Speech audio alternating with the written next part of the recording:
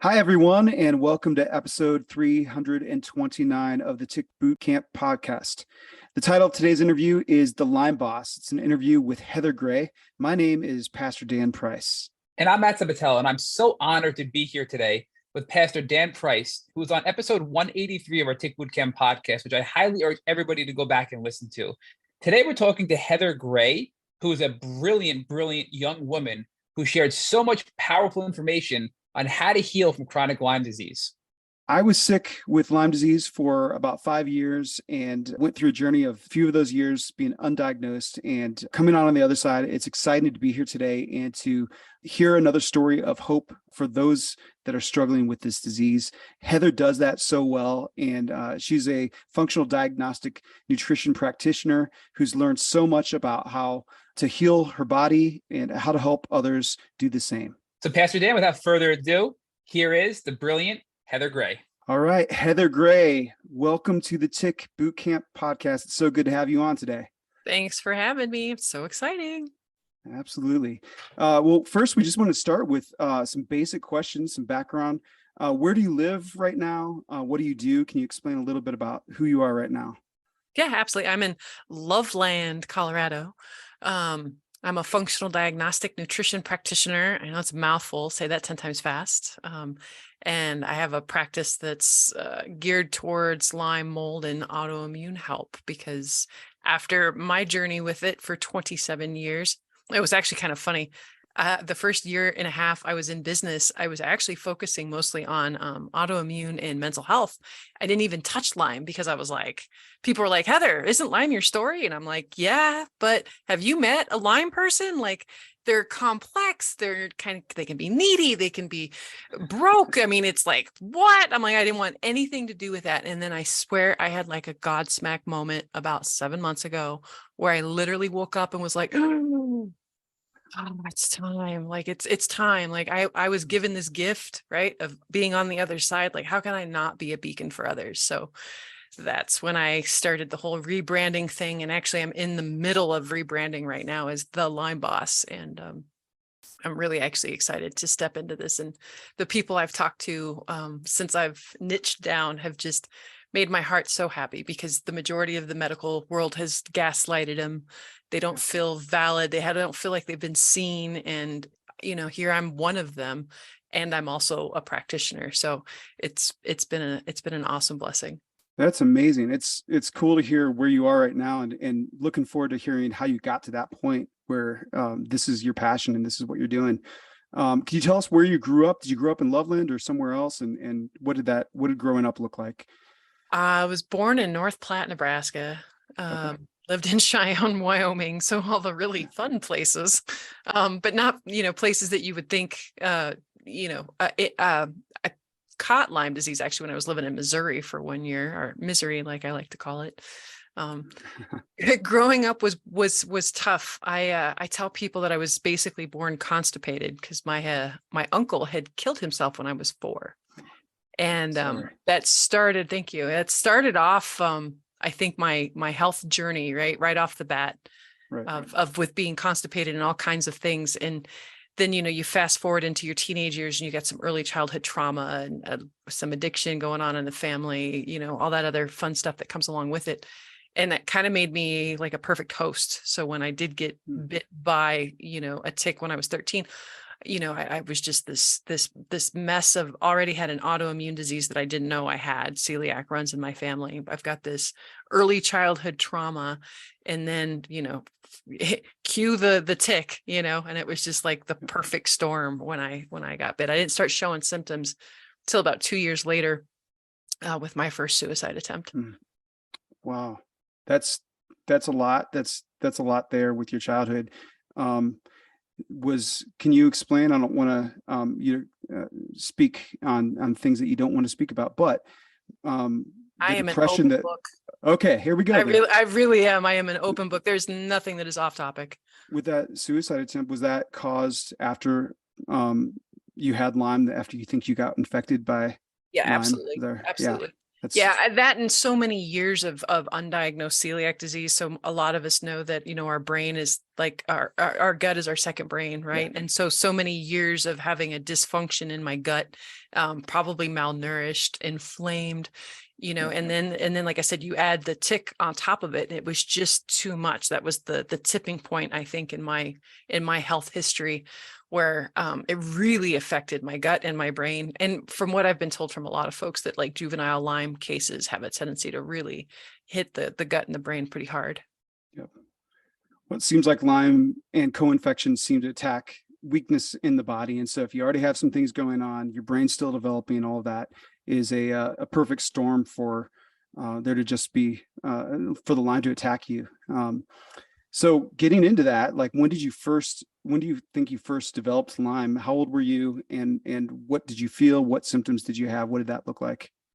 So yeah, 13. I was bit by a tick when I was 13. I remember coming home from the lake, and I was showering, and at the time I wore glasses, and so I took my glasses off to shower, and I saw something black on my belly, but I couldn't tell what it was because I was blurry. And I got out of the shower, put on my glasses, and was just horrified. I was like, yeah. And my mom at the time took it out of me the way that you're not supposed to, right? She took flame to it, lighter, so then it regurgitated, whatever was in its system. But, of course, I didn't develop a bullseye rash because, as we know, only like 30% of the population develop that rash. So my mom was a nurse at the time, and that's why she wasn't concerned, because at the time she thought that, the only way you have to worry about Lyme is if you get the rash. So tip comes out, I move on with my life, supposedly. And then it was about, like I said, about 2 years after that, I ended up in the psych ward for the first time for a suicide attempt.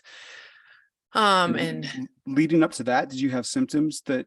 Not really. Not really? No, not really. Shortly after that, I started getting the Lyme knee, joint pain, massive chronic widespread pain that, that migrated and changed. So every time I go to the doctor, they just thought I was crazy. They put me on a new antipsychotic, antidepressant, pat me on the head, thought I was attention seeking, the whole 9 yards, very typical story in that sense. Heather, can I jump in real quick? I just want to ask a question on this, because the mental health aspect of tick-borne illness is not discussed enough, and there's such a stigma around it. So first of all, thank you for being so open and honest and vulnerable about your experiences there. But many people have reached out to Tick Boot Camp offline about the suicidal ideations that come along with tick-borne illness. And many of them express that they just think it's never going to get better, and they just want to end it, and their suffering will never end. So I just want to reaffirm, because everybody knows our views at Tick Boot Camp is there's always hope you can get better. But from your experience, when you had that suicide attempt, looking back, I mean, did you think that there was no light at the end of the tunnel, no way out? And now being through it, can you just share, I know we're kind of jumping ahead here, but just share that there is hope, and that people that are in the midst of it now should listen to your words, have hope, and hang in there and keep fighting, because it can and will get better. That absolutely. I mean, that's even part of my tagline. I'm the Lyme boss, and underneath it is there is hope. Like, if there's one thing that I can do is inspire hope, because, oh my God, like I'm gonna try not to cry.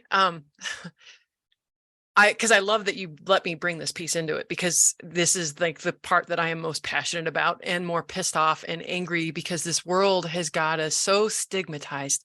So I'm a health practitioner, and I was working for a health company 2 years ago, and I was having a moment, and on social media, I had posted earlier that day that I had a dark moment, but this is what I did to pull myself out, right? I meant it to be an inspiring post.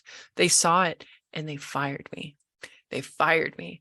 And really, I probably would have a pretty decent lawsuit if I chose to go that route, because I just don't see how it's any different than somebody getting diagnosed with diabetes or cancer, but they said because I was working for a health company, it looked bad, on them to have me talk that way. But there was 3 other people that worked there that were actually quite a bit overweight, not just a little bit overweight, but like overweight. And I'm like, how is that any different than what's going on with my brain? I'll tell you, it's not any different, because when I'm healthy and my body is not inflamed, my brain works fine.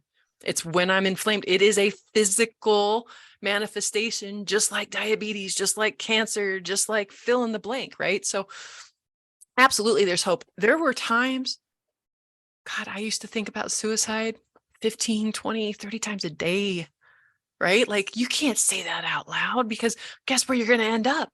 And when you go there, you're not going to get any help because most of us folks with Lyme disease, we react opposite to the kind of medications and the other things that work for other folks, right? So yeah, no, I mean, I've been to the psych ward twice in my life, but have had to be talked off the ledge. I can't even, I've lost count. I mean, hundreds. And that breaks my heart more than anything is because like my husband now, he should never, a loved one should never have to hear that from their loved ones that they don't want to be here anymore. Heather, And I'm so sorry that you've had to go through this, but again, thank you for being so open and honest and vulnerable. I do want to ask, because a lot of people listening, as you know, most of our audience consists of people that are going through the experience. Some of them are at the tail end, some of them are at the beginning. So people who are listening and that are in that stage of their healing journey right now, where they are having the neuropsychological manifestations of tick-borne illness, like these suicidal ideations that we know are temporary, but when you're in it, feel permanent. If you had to look back at your younger self, what advice would you give yourself and give the listeners now to give them hope and give them that drive to keep going? What advice can you share with our listeners to give them that hope? Because it seems so impossible when you're in it, but once you're through it, it seems so clear, right? And if you could just give us some more insight into that, please, for our listeners. yeah, absolutely. And I think that's probably why it felt so hopeless for the first, 27 years before I got diagnosed is because I didn't even know what was wrong with me. Right. And I would go and look and people would tell me there was nothing wrong with me. Your labs look normal, right? Like if I had a dime for every time I got told your labs look normal. But obviously I'm not normal. But yeah, so geez, once the hope piece would be absolutely not to give up. And if you're not finding the help that you need where you're at, you keep going, keep digging, keep digging, keep digging, keep digging, keep digging, because the answers are there. They're out there. And places like you folks and spreading that word far and wide, that's what this is all about. That's why I do what I do. That's why I put my neck on the line and say and share my journey the way that I do, even though I got fired and I still am putting myself out there. I actually had another practitioner who didn't want to hire me because they said the same thing, that the stuff I'm saying is inappropriate. I'm like, what? Because I'm real? Like, come on, folks. But the hope is absolutely don't give up. Like I had to learn the foundations of health, and that is what I teach folks, right? Because all the talk therapy in the world is not going to help you. All the treatment in the world is not going to help you if you go out and then eat McDonald's and inflame your gut and inflame your brain, right? So it's this holistic picture. You can't, and I think that's the part about this industry that really pisses me off the most is that most people are just focused on the treatment. How did you treat? How did you get better? No. Do not pass go. I'm gonna interrupt real quick because you're saying it's hitting home for me personally here, right? When I was so psychologically, impacted and physically impacted and literally, I'll say couch bound, right? And having paralysis, I had family members bringing me, Wendy's Frosties and baked banana bread and things like that. And I didn't know any better. Right. And here I am just making myself worse, right? But that in itself is a major tip to people. Those things are triggers that will amplify the neuropsychological and the physical symptoms of tick-borne illness, right? And I wish I knew that when I was going through the throes of it, because it's really, really powerful. And I thank you for bringing that point up. I keep interrupting you, and I apologize. And no, that's fine. Dan is going to continue to walk you through your journey, but this is really powerful stuff. So thank you. Well, and I know better. I should be leaving pauses for the conversation to happen. But I've just gotten so excited and fired up that I just keep talking. So no, please interrupt me. I apologize. So yeah, where were we? I think, the advice that you're giving your younger self, is there anything else that you would say to yourself back then of just, keep going. We hear that. But anything else that would be a takeaway for people that are feeling this way right now? Just go back to the basics. Like it really doesn't have to be as complicated as a lot of folks are making it out to be. And don't focus just on treatment because it's not, you're going to end up relapsing really, because this lifestyle that we've got here is not conducive for health. Like it's a reason they call it the standard American diet, which is the SAD diet, right? This fast paced, artificial light, toxins, everywhere. And then what we've done to our food system, and most people aren't even eating real food anymore and wondering why their bodies and brains aren't working properly. So like, even when I start working with folks, we don't even start talking about any way sort of treatment until like 3, 6, 9 months down the line, until we've got the basics. Baseline. Yeah, the foundation set first. Like, otherwise, were you going to build a house on a rocky foundation? Like, no, we're going to clean that foundation up and we're going to make it solid. Yeah. I joke, I came up with a meme a couple weeks ago. I was really proud of myself. I'm like, yeah, my self-care feels like a part-time job, but it's better than being full-time sick. Right. Yeah. Because, and two, when I work with people, they're like, when can I go back to eating this? And when can I go back to doing that? I'm like, why would you want to? That's part of the reason you're here to begin with. Like, you've got to put these foundations in, and this is just life, right? This is your life as you know it. And I wouldn't trade it for the world. Like, my self-care routine that I start Thursday night and goes Friday morning, like literally takes me 2.5 hours, like every Friday morning. And I bless it. I look forward to it because I know that's what keeps me going. It's worth investing in yourself. Absolutely.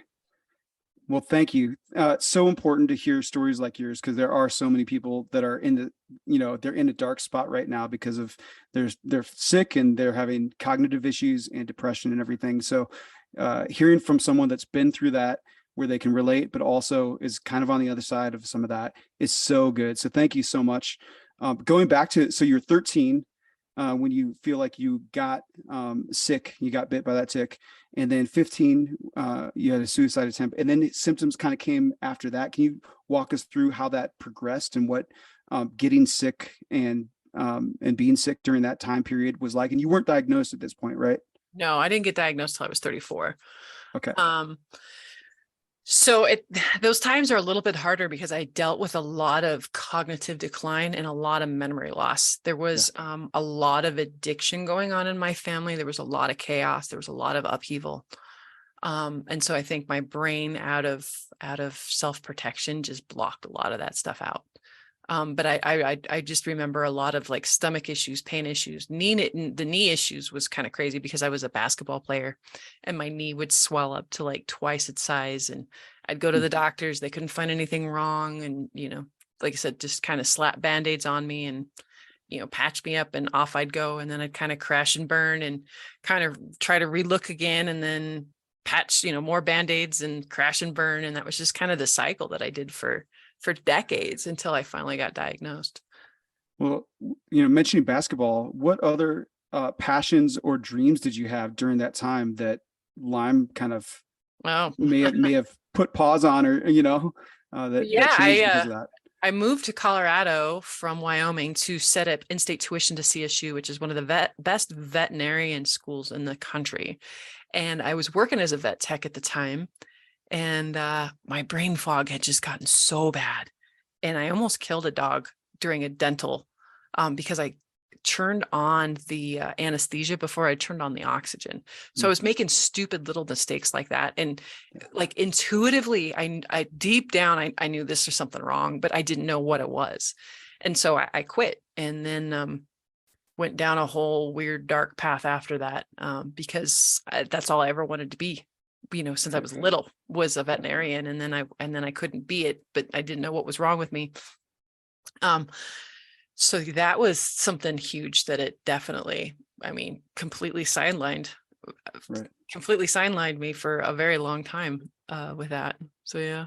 Were you able to that's basically what, 20 years of being undiagnosed, around that. Were you able to work that whole time, or were there periods where you weren't able to work, or I still to this day do not understand how I managed. I don't, because I did work, and that was the other thing that I absolutely took away from me, was my kids' childhood, because I was reactive. I was moody. I remember one time a massage therapist, I was in getting a massage, and she goes, "Oh, what kind of medications are you on?" I'm like, "What are you talking about?" She's like, "Painkillers, because you were like rock hard." I'm like, "I don't take anything." But I was kind of a reactive blankety blank. Like I was not a nice person to be around for the most part. And living with me was like walking on eggshells because I also had Bartonella, right? So then I have the Lyme rage that that goes along with it and that fun stuff. So my kid and I have been working for years trying to improve our relationship and over, kind of, and for people who don't have the chronic illness, it's really hard for them to understand. And it's really hard for kids, I think, to understand. I think he tries, but I don't think he gets, how truly sorry I am. And that if I could go back in time and change that for him, I would do it in a heartbeat, So that I relate to that so much. I have 3 kids, and when I was sick, I was really, really sick for about 5 years, and kept working, but was barely able to function. And I remember just a few years ago, because I've only been better for about 4 years, so maybe two years ago, sat down with my kids and it just said, "Hey, I know this wasn't my fault, but I'm apologizing to you guys because this affected you guys big time. I was moody. I wasn't available. I wasn't there the way that I wanted to be there." And I have 3 kids, they're different ages, and some of them understood and some of them didn't. So that is another thing that people don't really realize is like when you have kids, it affects them. So that you're affecting people, but it's not your fault. And so it's the hardest thing in the world to look back and figure out, how do I navigate those relationships and make sure that they know that I love them, I'm so ridiculously sensitive, and anybody who knows me, like I have got a ginormous heart. And whenever I'm nasty like that and have hurt people, like that, genuinely, the guilt and the shame that I've carried. And so I've had a whole nother peeling layers of getting rid of that, because that doesn't serve anybody either. And it actually will keep you sick. But, I mean, the reactions and the way I've treated folks in the past, like I said, that was completely out of my control. Like it's ridiculous. There was quite a few times I would tell my ex-husband it was like an out-of-body experience where I literally, I could watch myself and just the toxins just spew, and I'm watching myself and I'm like, Heather, stop. Heather, what are you doing? Heather, stop. Right. But I couldn't stop. My husband now understands. He doesn't take it personally, and I don't have those like I used to, but my ex-husband would take it very personally, and he would fight fire with fire. He was always there to put me in my place. And, and I used to tell him, I'm like, me, like if I'm acting that way, can you imagine how I'm feeling on the inside? Like, just put yourself in my shoes for 2 seconds. Imagine if I'm being that nasty to you, what is going on inside of me? Yeah. Right. And he could never put himself in that place to where, like I said, thank God, my new husband's such a blessing, and he's just been so patient. Yeah.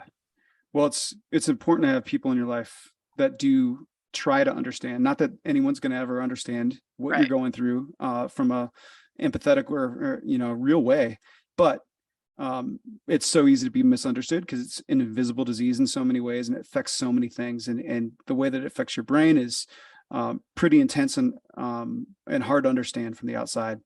I'm right there with you. So this is, so you had this dream of becoming a veterinarian, you're playing basketball, but Lyme is kind of putting a lot of that stuff on the back burner or unable to do some of it. And it's 20 some years and you finally are diagnosed. Can you tell us what your diagnostic journey looks like and how did you find out that you had Lyme? I have a good friend who's a psychologist, and she was always kind of like tuned into some of the alternative practitioners around. And she had given me this name of this physician's assistant, and I've probably had it for about a year. And I think I was like needing another talk down off the ledge moment. And she was like, have you called her? Blah, blah, blah. Have you looked into it? And by that time I had kind of given up, just rolled my eyes and was like, whatever, like, no, why would I contact her? Like, I'm not going to get any help. Like, why? But I did. And I drove to Denver, which is about 50 miles away from me, to go see her. And I'm literally in her office for like 5 minutes. And she had this thick accent. I don't remember where she was from, but she's like, I know exactly what's wrong with you, with like this twinkle in her eye. And I was like, I'm calling BS, lady. Like, literally, I've been here 5 minutes. What do you mean you know what's wrong with me? And she's like, right. I have Lyme disease. Have you ever been bit by a tick? And I was like, as a matter of fact, I have. And that was literally like it. And so I'm driving back home on the highway, just bawling, like tears streaming down my face. And I scream, I told you I'm not crazy. And I swear I'm going to write this book, and that's going to be the title. I told you I'm not crazy, the realities of Lyme disease, because it over and over and over. I really would love to get away from that word to begin with. That's another campaign I'm starting. It's like, start talking about how your brain inflammation is showing. Let's stop calling people crazy, right? Because once they get slapped with that diagnosis, that name, like you can't come back from that. You get fired for it, and then you get a reputation. So, but yeah, I told you I'm not crazy. The realities of Lyme disease. Like, so that was it. And I'd like to say, and the rest was history. Like, no, that was just, no, that was, that was just the tip of the iceberg of just getting the name. And then, I went down, somebody gave me some bad advice and told me to watch Under Our Skin, which is probably the most like traumatic freaking documentary about Lyme disease there's ever been made. Like, I thought that was a death sentence after watching that. Like, me and my ex-husband and my kid at the time just sat there and bawled afterwards because we thought I was dead. But that wasn't the case. And, about shortly, I would say about a year and a half after I got diagnosed is when I found FDN, functional diagnostic nutrition, because they were throwing, anti-malarial drugs at me, a bunch of antibiotics, and I thought they were trying to kill me. I thought I was going to die. Heather, can I jump in real quick? I just want to focus on a couple of things. So the mental health component, I know I keep coming back to this, but when you talked about, you're crazy, it's all in your head, it makes me think of Allie Hilfiger in her book, Bite Me, right? Where she talks about she was literally forcibly institutionalized by her father, Tommy Hilfiger, right? And that was the indirect cause of her diagnosis. So she was institutionalized, and then she started to say, okay, I think I need help. But she was mistreated by so many doctors, finally found a good psychologist who would work with her, who said, I think you have Lyme disease, right? So I just think there's a need out there for the mental health field to have Lyme on mind more often, right? Because we interviewed a lot of psychologists. In fact, the leading neuropsychologist from New York City, who specializes in Lyme and tick-borne diseases, who believes every mental health condition has a physiological trigger, whether it's your microbiome, whether it's your whatever it is, right? So, I mean, he feels very strongly there's a connection between something physically in your body and your mental health. It's not disconnected, it's all connected.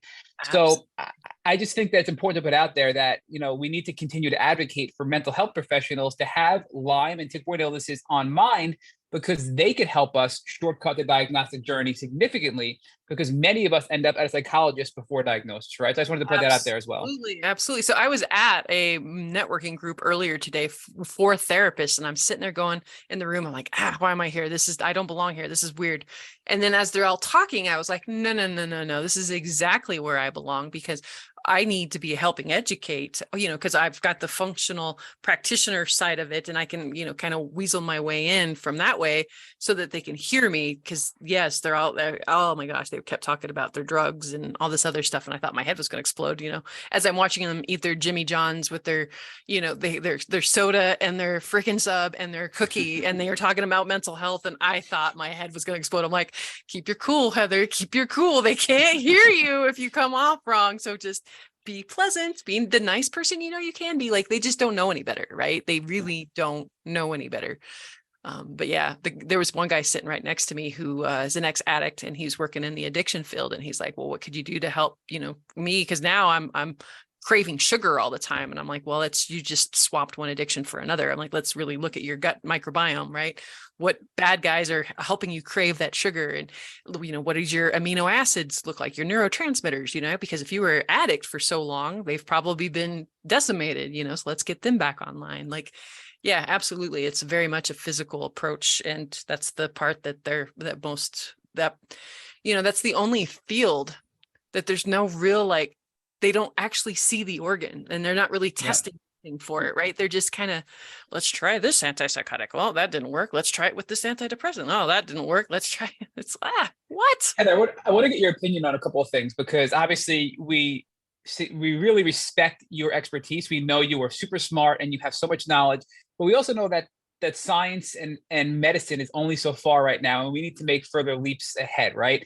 And some of these studies, I'm fascinated by the study that came out within the last year that looked at chronic Lyme patients, or as the CDC calls them, post-treatment Lyme disease syndrome patients, and they found a unique distinction in their gut microbiome, right? They had, I believe it was, and don't quote me the numbers, a very high concentration of 3 inflammatory bacteria in their gut microbiome, and they were almost fully depleted in another handful of bacteria in their gut that are anti-inflammatory. And that was consistent among every single patient studied with chronic Lyme disease.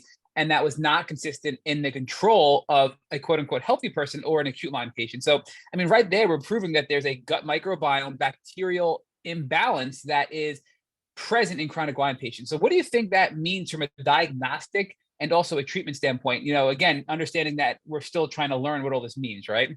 Right. Well, and that's absolutely why that's foundation, so everybody I work with gets a DNA test, gets a stool test, and then I actually do this bioenergetic stuff, because I've also found in my own experience that if you don't work on the past trauma, if you don't get the nervous system calmed down, right? When you get out of fight or flight, you get into rest and digest, you're not going to heal. So those are the foundations for everybody I work with. The DNA stuff is because I found out that I have detox pathway issues, like massive detox pathway issues, and massive issues in my vitamin D in all 3 areas of my vitamin D. I don't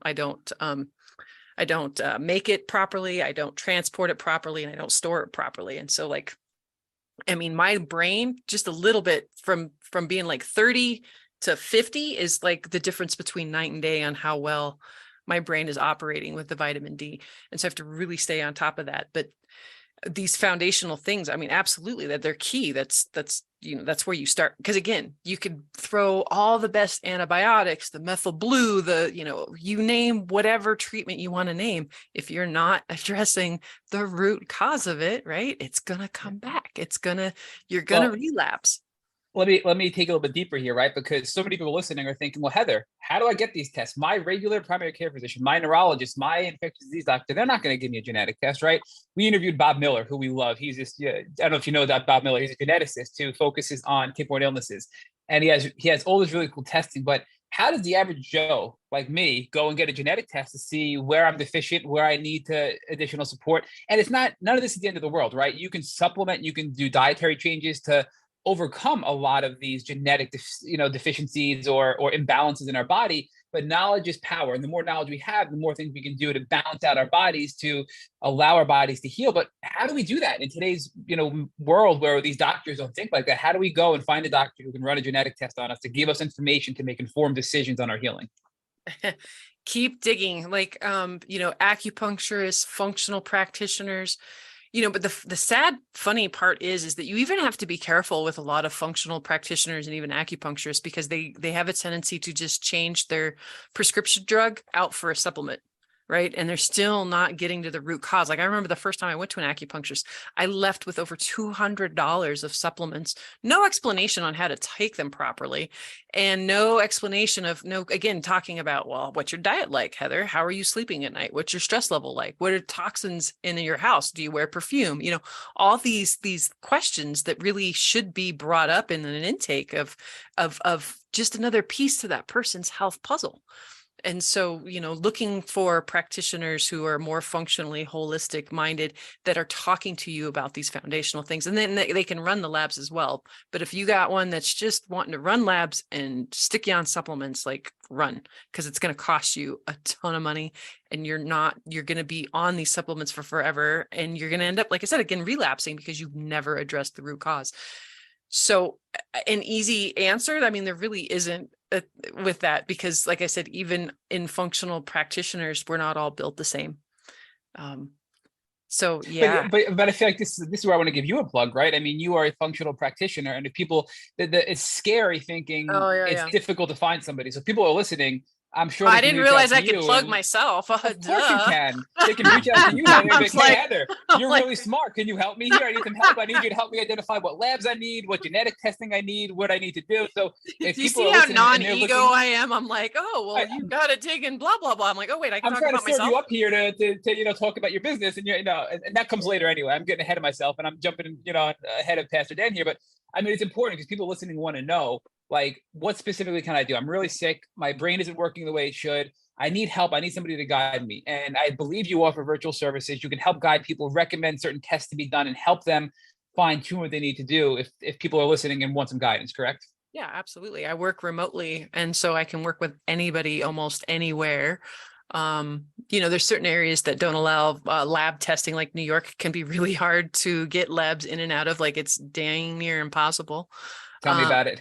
Yeah, it's ridiculous. Like a lot of times I stopped actually when I saw like New York come up on my thingies. I'm like my intake forms. I'm like, I can't even work with you. Like I can't, but I digress. I've actually found workarounds, not for the testing, but again, going back to the basics, because I found that in people with these chronic illnesses, they have a lot of the same similar story.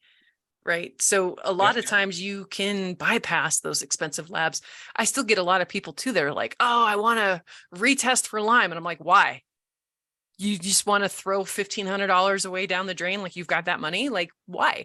Well, I want to know, well, how are you feeling? Oh, I feel great. Well, then I personally, I wouldn't waste your money on that test. Like, and I actually run there's an intake form from Cellcore that's free that I have all my clients do. And it'll actually kind of help me tease out whether it's Lyme or co-infections, mold, heavy metals, parasites. Like it's actually quite beautiful. And I love to start that because I was that Lyme client. I filed bankruptcy, after getting better. I had to, and then there was a few other times where I had to do the freaking GoFundMe, right? Because I was on welfare and on food stamps and couldn't afford the stuff. I still, looking back, don't know how I afforded a lot of the stuff that I did, but I knew that my faith, right, and my tenacity, I just wouldn't give up. And I do know that when there is a will, there is a way, like period, end of story, even when it looks its darkest and you have no idea how you're going to afford that person. Like I ended up figuring it out and getting better. But so I've put, streamline that to where people don't have to spend the $7,000 up front just on lab tests. Cause we've got a lot of similar. You can help them save some money essentially, right? I mean, a lot of doctors we talk to say, hey, look, I can clinically, from my experience, I know I've seen patterns. I don't have to run a lot of labs. I can tell you based on my experience and just talking to you and based on your description of what's going on, we should go down this path, right? Yeah, and absolutely. and how'd you get through it, and how obviously you're an extremely strong, intelligent woman, right? But is that Wonder Woman behind you? Rich is going to get so mad because I'm not a comic book person at all, and Rich is a huge Marvel person. Is that Wonder Woman? Because I think it's a really smart depiction of who you are. That is, and people listening can't see the video, but there is a painting behind you of, I believe, Wonder Woman. Correct? Yeah, it's Wonder Woman. It was funny because when I was younger, I had been told, I've got dark hair and green eyes, and people were like, "Oh, you look like Wonder Woman." And then, as I was in this fight, like in the depths of it, besides my faith, God, I also had grace tattooed across my forearm to help remind me of God's grace for myself and for others. But, I had to really, especially like when I said, like my ex-husband wasn't very supportive. My family was absolutely not supportive. So I had to really put some faith in out things to really kind of help me get through the darkest of times. And there were times where, like I said, I really had to embody Wonder Woman, right? Because she didn't show up like a victim. And even though, all this bad stuff happened to her back on her home planet and all this other stuff, like she didn't show up as the victim. She still showed up in all her glory and badassness and kept fighting, and I had to, obviously I wasn't great at it because I'd still, have the suicide attempts and the thoughts and stuff like that. But for a lot of it, other parts of my room, I've got a lot of shrine to Wonder Woman. So, yeah. Well, I do want to tell you, if it weren't the fact that we love the word Lyme Boss, as you know, Rich is already, is fascinated. That's his shadow Instagram account is Lyme Boss. But if that weren't such an awesome name and your business name, we would be naming this podcast episode Wonder Woman, because that's how powerful and strong we think you are. But I think Lyme Boss is better for you because you are a boss, right? You are a Lyme Boss. And I'm gonna digress again, because I keep taking this forward. But Pastor Dan was talking to you about when you first got diagnosed. You went through all the traditional treatment. You mentioned the Malarone, the anti-malaria medication, probably for Babesia. You did all the traditional antibiotics, and it just wasn't cutting it for you, right? So if you could just go back to that, tell us, were you feeling any better? And then at what point did you decide you had to pivot and make a change, and why? No better. I mean, like I might have like glimpses of days, and then I would just tank for weeks. And that's when I thought that was actually the sickest I'd ever been. If I was ever bedbound, it was during treatment. And because we had a young kid, and my husband at the time, my ex-husband, didn't make enough, I had to work. So there was no, I could be bedbound. Like, that wasn't an option. And then I remember walking into a Lyme support group, and just the pure toxicity of that group of there is no hope. And they were like wearing that diagnosis like a badge of honor, like a security blanket. And I walked out of there feeling just disgusting. Like, I felt like I needed to take a shower.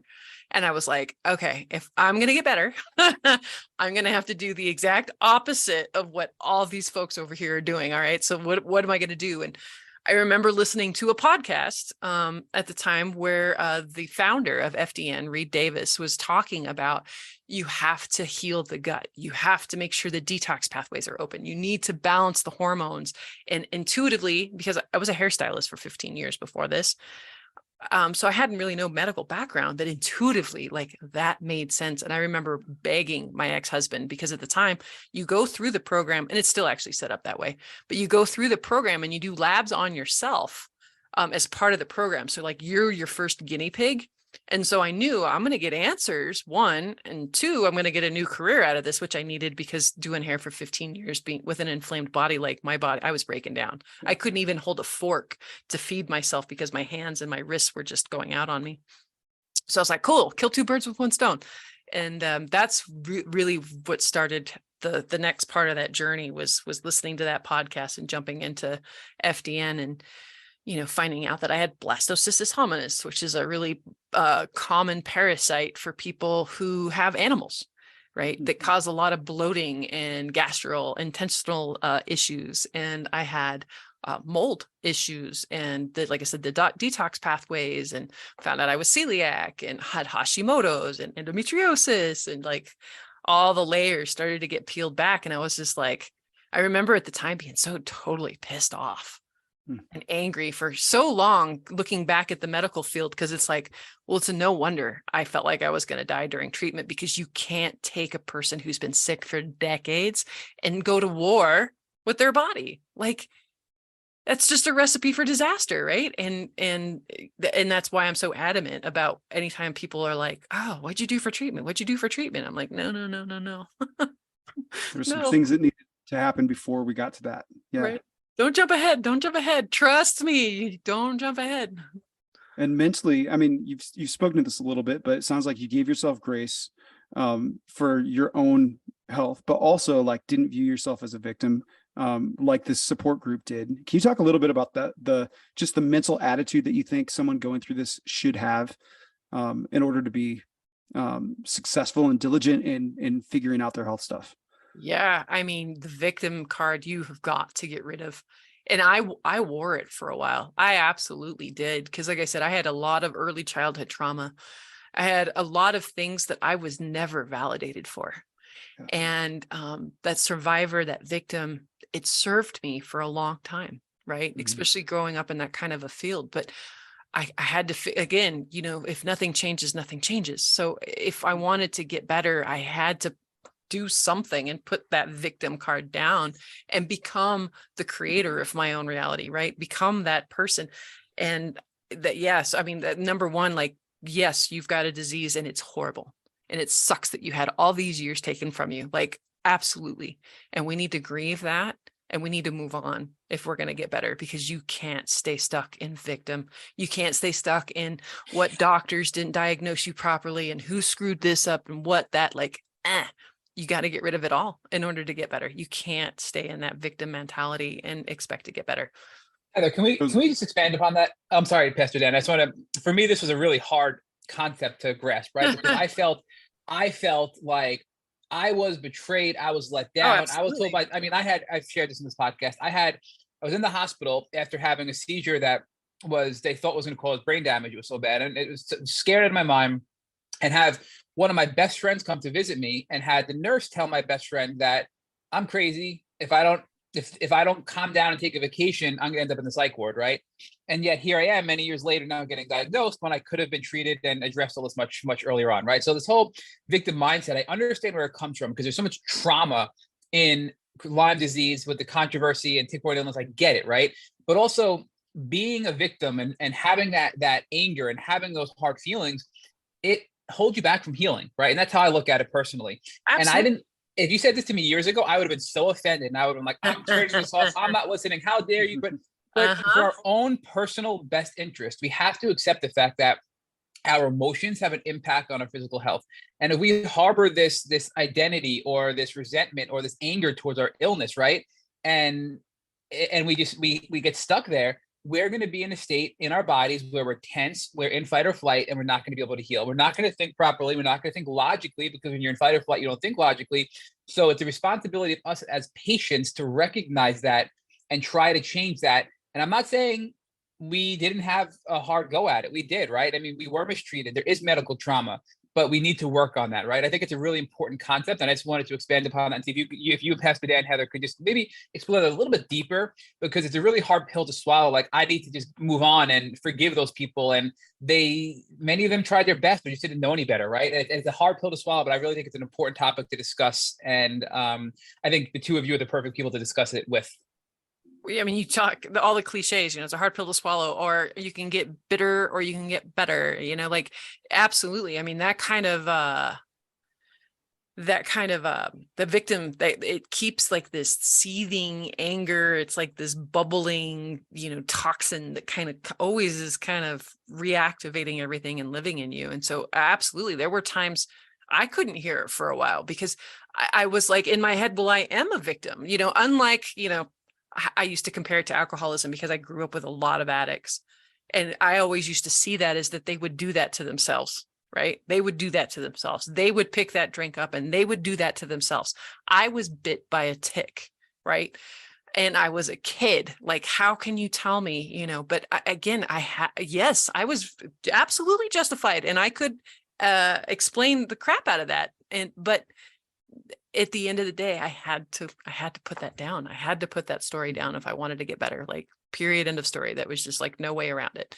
There were, like I said, the early childhood trauma, the crappy diet, the stress, the staying up too late. I was also a smoker, I was a drinker, I was a party girl, so, I mean, not at 13, I was after, but, so there were things that kind of, I contributed, right, to getting this and then not getting better, right? I wasn't like a complete, just total innocent bystander. Like, there was my part in it.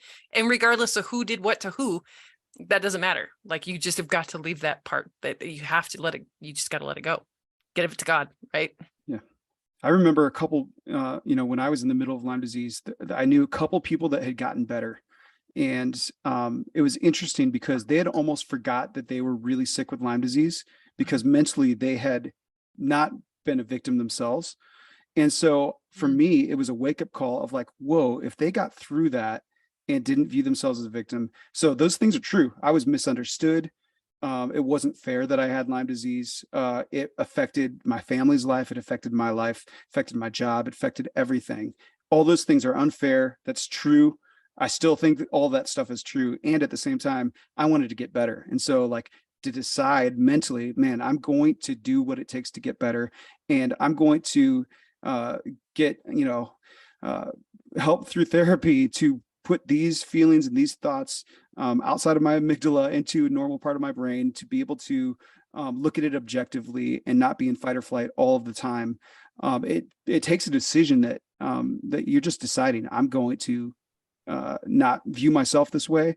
I can name those things as truly unfair and as wrong and everything else, and at the same time not view myself as a victim. And so that's really cool to hear that you felt the same way and just chose, I'm going to do what it takes to get better. Absolutely. It's actually one of the questions on my intake form right off the bat is, do you believe you can get better? Right. Because belief, that mindset, it actually makes up like 90%. You could have the most beautiful protocol in the whole wide world, but if you do not believe you can get better, if you do not believe you deserve to get better, or if you're stuck in this victim mentality, it's not going to work. So you've kind of talked a lot about just, resetting your body, making sure mentally that you're healthy, and doing that preventative care, really. And so was there a point that you got to actual treatment that helped you move over the hump of that Lyme disease and of how that was affecting you. And can you describe what getting better looked like, I guess, beyond even just some of the preventative stuff? So layers, right? Yeah. So FDN, graduate, completely changed my life in 3 months. Like I was a completely different person in 3 months, like lost like 65 pounds, was out of pain. Like it was ridiculous what happened in such a short period of time. And then I went through a divorce, and then I blew up my life and went on this like weird hiatus, like journey, but kind of went backwards to old party girl. And when I didn't have my kid, I was out drinking and partying and looking for love in all the wrong places, to fill that hole, that void that I was filling. And I relapsed, and had relapsed quite a few times in that 7 years. But then part of that relapse was that I also found out, like I said, afterwards. So after I had started feeling so much better, I seemed to hit some sort of a plateau. And that's when I found out I had issues with mold and detoxing mold. And that was another piece, another layer I had to peel back. And then fast forward a few more years, like I said, then I blow things up. I relapse, but then I also found out that I have cavitations. So when I had my wisdom teeth removed when I was 15, they left some stuff behind, which is pretty common, and it caused infection trapped in my jaw. So I actually had another practitioner. She was kind of a hands-on practitioner. And she's like, and I didn't even tell her about this. And she goes, you keep focusing on the Lyme, but until you get this infection taken care of, like you're not going to get any better. Like this is a slow, low level infection that's, very close to your brain, that your body's constantly trying to deal with, and it can't deal with anything else because of this. So then I had to go in and have the mercury taken out and the cavitation surgery done and all that fun stuff. And then I got a lot better. And then I met my new husband, and we're dating, and I can't remember what was going on at the time. I think it was just going back to old ways of kind of drinking and partying again. And I started to relapse again, and I put on like 80 pounds. I was inflamed. I was angry. I was back to being kind of that walking on eggshells person. And I was kind of picking on his son one day. And he looked at me, he's like, I love you to death, and I don't know what we can do for you, but I'm not going to be married to an angry person anymore. He's like, you've got to figure this out. And that's when it came to that last little kind of layer that I peeled back, and it was talking about the trauma and the nervous system dysregulation, because I never, especially being a functional practitioner, right? I was great when it came to the physical. Like I had no problem. You want me to do 10 coffee enemas today? Got it. Right. But you want me to talk about my feelings and like move through some of that trauma? Like forget about it. But that's really that last little layer. And it was prompted by him. And thank God that it was. He just didn't leave me. He gave me the opportunity. And then he backed me fully, so I became a somatic experiencing coach, and I learned about DRNS and heart math. And like I said, now I have a new bioenergetic scan that I do for folks that is like a gentle way in to help. I'm going to jump in. I'm sorry again, but these are really important terms you're throwing out there. Can you each one you just describe, to give us a little detail about what they are, somatic experience, et cetera, and what they are, how they work, and how our listeners can learn more. And again, I want you to tout yourself here, because you are an expert in all of these things and you can provide services, but these are really powerful tools. And I don't think many people realize what they are, how they work, and how these tools can help them in their healing journeys. Yeah. So with anything chronic like Lyme and mold, especially mold is one of the most insidious ones for turning on the nervous system, fight or flight. It's like a fire in the building, right? There's a fire and the fire alarm's going off, But now you're out of the mold, you've detoxed everything, and the fire's put out, but nobody shut off the fire alarms. And so that's what was going on with me. And so DRNS is a way, it's a therapy that you do for like an hour a day for very, multiple days. It can take like 3, 6, 9 months sometimes to unwind some of this stuff that's going on in your nervous system. I was like, nah, that's too hard. That's too long. I got to find a better way. So then I looked into somatic experiencing work, and I met Dr. Amy Apigian, and she's got the biology of trauma, and she's a functional practitioner who kind of married this somatic experiencing work with the functional work that I just fell in love with. But they're like these little exercises. They literally take like 30 seconds a day. You do them several times a day, and it just gets that vagus nerve. It resets your nervous system. It gets you out of fight or flight and into rest and digest. And I did a 21-day journey with her and my nervous system was completely different after that. And then, so heart math is more around some heart variability and the coherence between the brain and the heart. And it has a lot to do with breath and getting into the body and just becoming aware, because most of us aren't aware. So if anything, all these things are teaching you how to be in your body and be aware, right? Because most of us are just missing the signals because we go, go, go. So much stimulus is going on. I mean, we eat in front of the TV. We're on the run here. I mean, how many times do you like drive somewhere and you don't even remember how you got there because you're just on autopilot?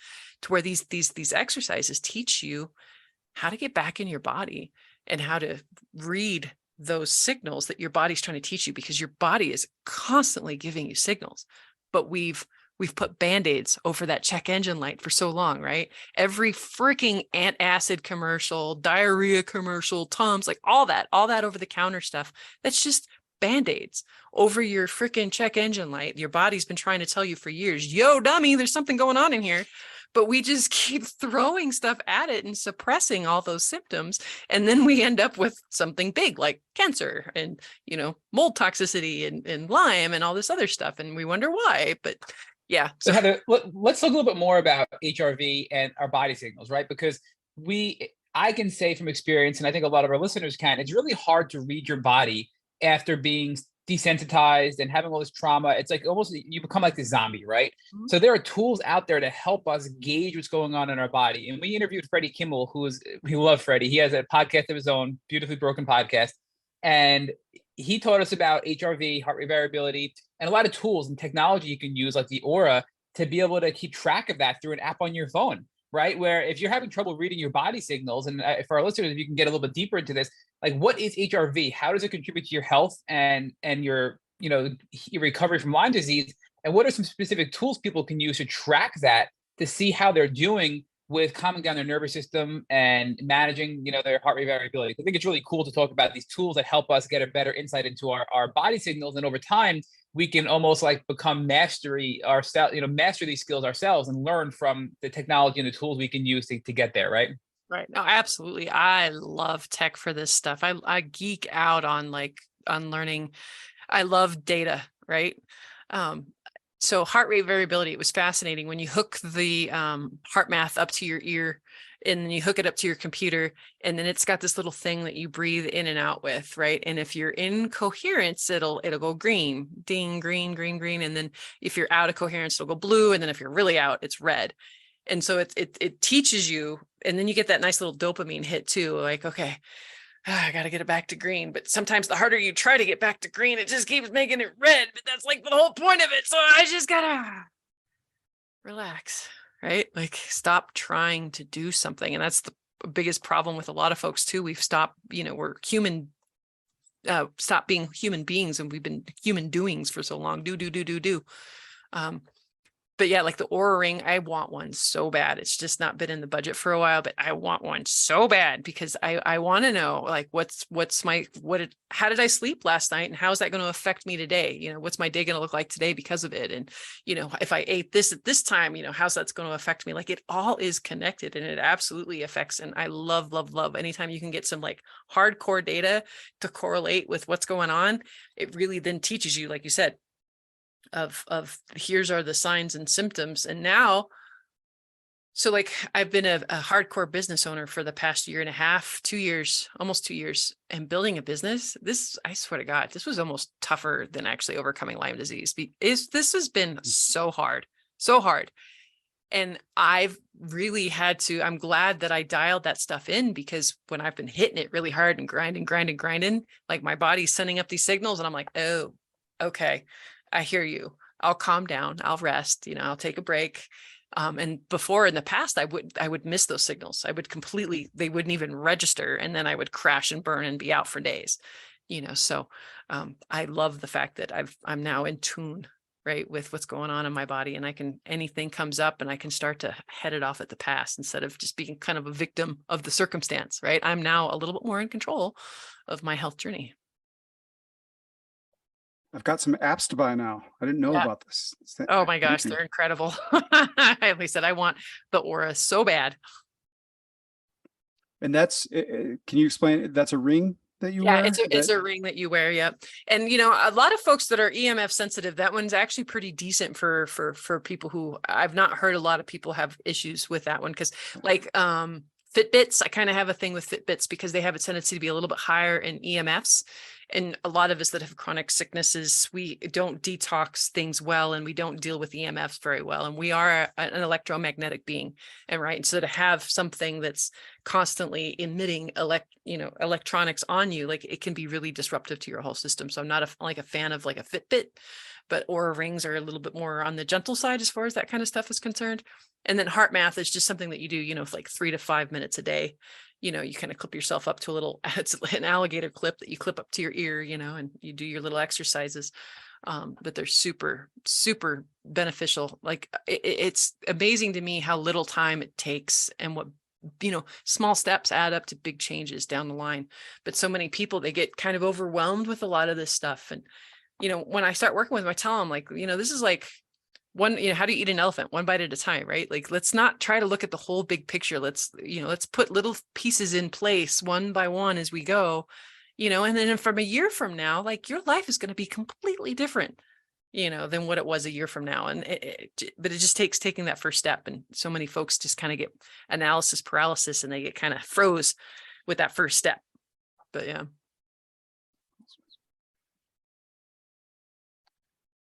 I guess, Heather, my next question is like, how are you feeling now?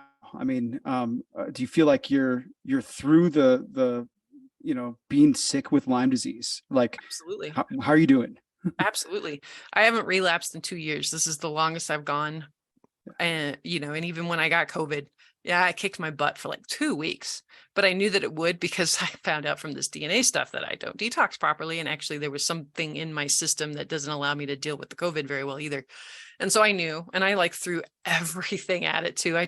All my tools. I was so pissed that I was so sick for so long, but, I came out of it the other side, and you know that was literally like the only time I've really been sick in 2 years, and no sign of relapse because I very religiously have got these self-care things put in place, and it's non-negotiable, like period, non-negotiable anymore. And there's been a few times where I was working for a doctor who I was kind of overworking myself, or even there's been a few times where I was like trying to finish up a certification at the same time, trying to build my business. And there was a few times where I went like 3 weeks, like hardcore, no days off, like stupid long days. And my body was like, keep this up and I'm going to take you out. And I'm like, okay, I hear you. But I haven't relapsed. I haven't had a flare in over 2 years. The layers of treatment that that helped you overcome Lyme are also the things that you feel like are keeping you healthy right now. It's same Absolutely. stuff. Same Absolutely. stuff. Absolutely. And even after I've re-cleaned everything up the last couple of years, I've never had to go back and like retreat. You know, I thought about, you know, checking out herbals and checking out other things, but I haven't had to retreat because I'm keeping my immune system so healthy and keeping my body like a well-oiled machine, right? That it's keeping everything else at bay. It's keeping, you know, my immune system is keeping everything in check like it's supposed to, right? Mm-hmm. So that's why, because I know if I start, and that's the part about my path that, you know, kind of sucks sometimes. And every now and then I'll have a little bit of a pity party because it's like, because of these genetic issues, like I don't detox toxins. I don't detox, like people with perfumes on, it makes me sick, can knock me out. I have to eat organic. Like it literally said that in my DNA test. I have to eat organic. I'm not high maintenance like some people made me out to be, you know, with my filtered water and organic food. And they thought I was just some like, you know, hoity-toity snob. It's like, no, literally, like if I eat that crap, I'm going to get sick. And I just had to come to grips with it of like, okay, for years, actually, that's the one I fought the most. I'd feel a little sorry for myself that I've been so broke now for so long. Like I haven't been on vacation. I don't get new clothes. I'm building a business, which is expensive. And these things that I put into place are expensive. And I'm thriving, right? I have a beautiful relationship with my husband. I have a great relationship with my kid, and I get to experience this beautiful gift called life every single day. So yeah, it's you're investing in yourself. You're investing in your health. Absolutely. Absolutely. Number one, non-negotiable. I do not do, yeah. Like the most you'll ever see me go without doing some of these things might be like 4 or 5 days if I had to do a business trip. And so I wasn't like in my element and couldn't take care of myself like I normally would. But that's the most I would ever go. Other than that, like it is non-negotiable. Awesome. This question would have been a weird question for me in the middle of Lyme disease, but I think, as someone that's made so many strides to be, 100% healthy where you're at right now, I want to ask, what part of the Lyme journey has been beautiful and taught you about yourself and the world that only suffering can teach, So where do you see that? I know it's so funny because I actually have a Lyme support group. I have on Facebook. And every now and then I'll talk about the gifts of Lyme. And every time I say it, I always get people like, I'm sorry, what did you say? And I'm like, no, you heard me. The gifts of Lyme. Because, all right, so let's get a little personal. So before I was diagnosed and back when I said I was a party girl, I was also an exotic dancer and was one for 6 years. And I was on a really self-destructive, horrible path. Like it just, it's kind of par for the course, if you will, for somebody who had early childhood trauma, sexual abuse, stuff like that. It's just kind of sets you up for that way of life. If it wasn't for this disease, I would be dead. I would be dead anyway. Like if this disease didn't kill me, because that lifestyle was going to kill me. I was running so hard, so fast, burning the candle at both ends, just living like a rock star, never slowing down to appreciate anything. It's hard to explain, but it just gave me a whole different appreciation of life, right? As being a gift. Like most people don't, anybody who has not had a near-death experience, they do not have the same appreciation for life that we do. Like, period, end of story. They just don't, because they can't relate. They don't know what it's like to not have it. So now that I've been on the other side and seeing that contrast, because a lot of times that's what it takes to in life to kind of wake yourself up, is to have that contrast. You've had the dark night of the soul, and then now it's the light, right? The death, the rebirth, the phoenix, the, God rising from, his tomb. Like it's all a death and rebirth. And, I had to crash and burn and die to be the person I am today. And all of the experiences, the good, the bad, the ugly, all of them, not to sound too cliche, but I mean, that's why I am the person I am today, and how I can help and how I show up, because I understand on levels that without going through what I've gone through, you wouldn't understand. And so, no, the gifts of Lyme are huge, and I'm taking care of myself in a way that's not normal, which means that, I know I'm going to be able to keep my brain for a lot longer than a typical person out there, because people are, being okay with being diagnosed with dementia and Alzheimer's, like at the age of 40 and 50, like these things have become like normal, right? The anxiety, the depression, all the stuff, the school shootings, like all this stuff is becoming normalized, as I am pulling back the layers and going, no, this is not normal. And this is not my story. And this is not how I'm going to go down. So, I mean, it's been an absolute gift. Yeah. Thank you for sharing that. I feel the same way with my life. I mean, I slowed down. I was a workaholic. I had other priorities. I slowed down, felt like I was going to die. Appreciate life, appreciate my family, appreciate the people that were there for me. It clarified what kind of people need to be in my life in the future, and allowed me the chance to be there for others going through similar things. So it is weird to say, I'm thankful for going through Lyme, but I love that that you have that phrase, the gifts of Lyme. I'm going to use that. It's really cool. So many great quotes here. The gifts of Lyme, the Lyme Boss, right? Wonder Woman, all these things that I just love. I would love to name this episode. We can only do one. I just have to say, you guys have been brilliant, right? Heather, you're amazing. Pastor Dan, you're amazing. And I just want to make sure we get out there, because so many people listening to this, Heather, are going to want to find out how to reach out to you. So what are you on social media? What's your social handles? What's your website? How can people find you and get in touch with you if they want to work with you or partner with you or just learn more about you? Awesome. So you told me when this was going to go live, and I was trying to think, because I'm not kidding. Like today, I'm in the middle of a rebrand, like literally. But I think once this goes out, I should be up and running, and it's easy as thelymeboss.com. or you can email me at heather@thelymeboss.com. So I'm trying to make it really easy. You can find that Facebook group at Lyme Boss. It's already Lyme Boss right now, Unraveling the Secrets of Lyme Disease. Because I feel like it's been shrouded in mystery for so long, right? That I wanted to help shed some light on it. So yeah, if you just Google Lyme Boss and Heather, something should come up, and you should be able to get a hold of me. If you go to my website, there is a 6-7 video part series on real cooking for real life, because that seems to be the biggest hang up. I found that when people are on this journey and they've been eating fast food and heating up crap in the microwave for so long, that when I ask them to cook, they look at me like I'm an alien with 2 heads. So I went and I made a cooking series, right? Really educational, funny, but it's, teaching them how to make these healthy meals, a lot of times under 20 minutes, right? It doesn't have to be like this crazy laborious, mystery thing. Let's get back to basics, folks. Let's get back in the kitchen and let's cook. And so that's one of my little freebies that I posted on my website. So you download that and learn a lot. Well, Heather, we can't thank you enough for joining our Tick Bootcamp podcast. I've learned so much from you. You have made my weekend. I can't thank you enough. This has been a brilliant podcast. Pastor Dan, we knew you were going to be good, but you even exceeded my expectations. You were just brilliant on this podcast. So the two of you are absolutely amazing individuals. And thank you both so much for coming on and sharing with the Tick Bootcamp podcast. Yeah, thank you so much. Like I said, this has been I've been looking forward to this Christmas for months. I was and whoever I was talking to on your guys' social, I'm like, when's my appointment again? And I gotta wait. When's my appointment again? Dude, this is better than Christmas for me. From the bottom of my heart, thank you for allowing me to share and be on here with you. And I agree with Matt. Thank you, Heather. I can't wait for your website rebrand to be all done, because I'm going to go in there and dig and just maybe reach out to you on some things. So thank you so much, Matt. So thankful that you would have me back here.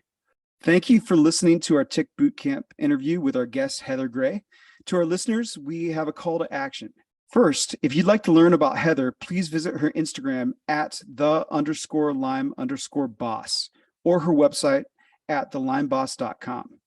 Second, if you've enjoyed this episode of Tick Bootcamp podcast, please share it with your friends on social media. And third, Tick Bootcamp has created a Tick Bite blueprint that has been inspired by the information that has been shared with us by past podcast guests.